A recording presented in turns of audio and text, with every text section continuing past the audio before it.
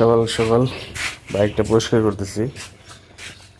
রুমের ময়লা ঝাড়ু দিয়ে সব ময়লা বাইকের উপরে ফেলাইছে। এই হচ্ছে অবস্থা।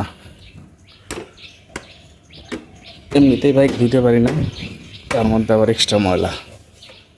আপাতত পানি দিয়ে ওয়াশ করবো না, যতটুকু এভাবে পরিষ্কার করা যায় শুধু আলগা বালিগুলো পরিষ্কার করতেছি, যাতে উপরের আলগা ময়লাগুলো একটু ক্লিন থাকে।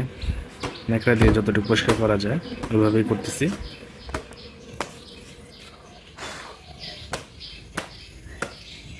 বাইকের মাইলেজটা ড্রপ করতেছে, কারণ অনেকটা জ্যাম জ্যাম মনে হচ্ছে বাইক। আমার মনে হয় যে মাস্টার সার্ভিস করার সময় এসে গেছে।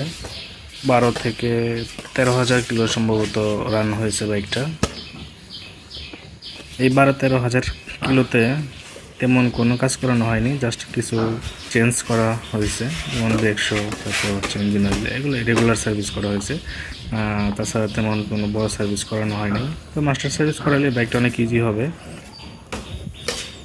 কভার ছাড়া বাইক রাখলে একটাই সমস্যা,